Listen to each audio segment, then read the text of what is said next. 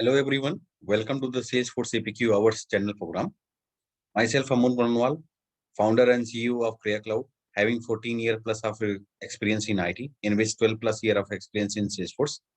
I'm a 10-time certified on Salesforce uh, applications. CPQ Hours I have founded in October 2018. I am running the CPQ Hours free for all, free for everyone who wanted to learn something on a Salesforce Revenue Cloud, having more than 2000 plus subscriber. Thanks for watching this video. Thanks for subscribing it. If you haven't subscribed it, please subscribe this channel, and please also do share with your social networking sites in your LinkedIn and Twitter. Thank you. Let's move to the our today's topic that we are going to discuss. I'm going to discuss about Salesforce Advance approval, CPQ Advance approval versus the standard approval process. What is the difference between that? Okay. Now, what all advantage if we use a CPQ Advance approval versus the standard Salesforce approval? The first and foremost, the available for the CPQ Advance approval is available and supported for our standard and custom object both, as similar to the standard Salesforce approval. Standard Salesforce approval also does supports your standard object and custom object both. Now coming to the second part called smart approval. The smart approval is basically available to the CPQ advance approval, but not available in the standard Salesforce approval. The meaning here is, let's suppose one of your code is already submitted for an approval to your manager and your VP sales. Let's suppose your sales executive has given us a 25% discount on a particular product. And if he has submitted for an approval to their manager and to their bosses, okay, what it happened? Let's suppose their manager has already approved that 25% discounting on that product. But at the second level, if VP sales has rejected that code, and again it reaches back to a sales executive, now what it happened if I have enabled a smart approval in Salesforce CPQ?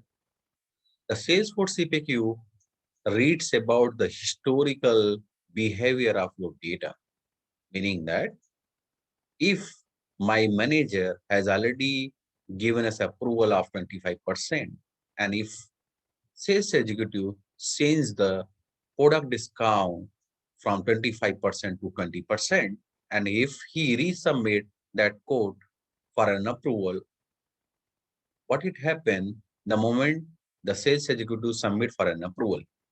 After submission for an approval, if I already have enabled the smart approval, what it does, system go for those historic information and search for the discounting conditions criteria that the particular code is already approved at label 1, which is your manager label. Now it should not go for your manager approval, and code will directly goes to your VP sales approval. So this is the beauty of using the smart approval, using the advanced approval. Now coming to the part called parallel approval. Parallel approval is available and supported in CPQ advanced approval, but not available in the standard approval. What is the meaning of parallel approval? Let me navigate to your one more slide there. If you see, I have different chain here. One is called discount approval. I have finance approval. I have a legal approval.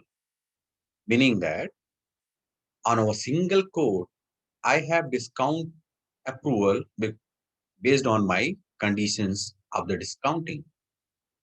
Let's suppose sales executive has given us a discounting on every code line item with a 10%, 20%, 30%, and 35%. What it happened, I have configured in a similar way. Let's suppose discounting of the code is greater than 35%. So it should follow your manager, regional manager, VP sales, and deal-less approval. Okay. Now, why it is going for the finance approval? So on my code, I have my payment term and billing frequency. So based on my payment term and billing frequency. Let's suppose my sales executive is not using a standard payment term, which is a net 30, but I'm using a payment term, not net 30, but I'm using net 45 or net 90 days. What it happened in this scenario, it should goes to your finance approval. Now, if you see the discount approval and finance approval, this could be a parallel approval processes. And what it happened, the moment sales executive submit for an approval, the parallel approval will goes to the discount approval where it will follow the queue called manager approval, regional manager approval, BP sales and deal desk, as well as it will go for parallel approval to your finance head. So your finance head and deal desk both can parallelly approve those codes. Similarly, if you talk about the legal approval, I am adding extra chain to the particular code approval. Legal approval, let's suppose on my code, I have additional notes. An additional note, it is going to be printed on my generated PDF document.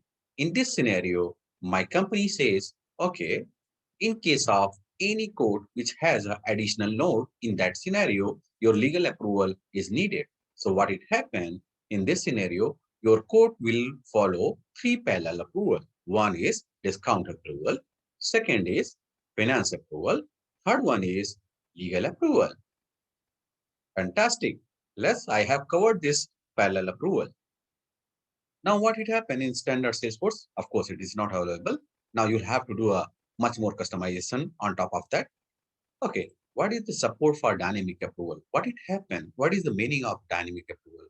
The meaning here is, let's suppose you have also in your code where your approval approver user depends on your certain logic. So let's suppose my manager, my bosses depends on my quote line item, or my approver will depend on my quote line item family. So if my product family belongs to a recurring item, so for every recurring BPO item, let's suppose it reaches to the BPO head.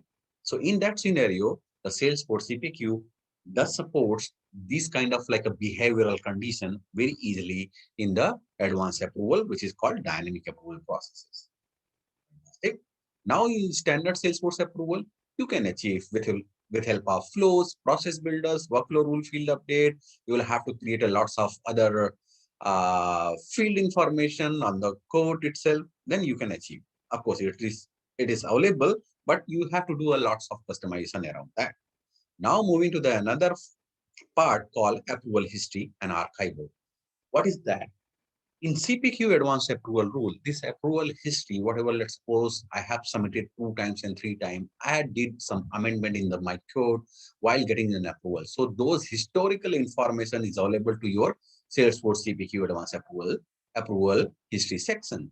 And also it supports your archival, meaning that let's suppose I do not want to carry whatever the approval has been amended several number of times. I do not want to carry those data within that system. So I can archive those data as well as I can I can contains those data within the Salesforce CPQ environment.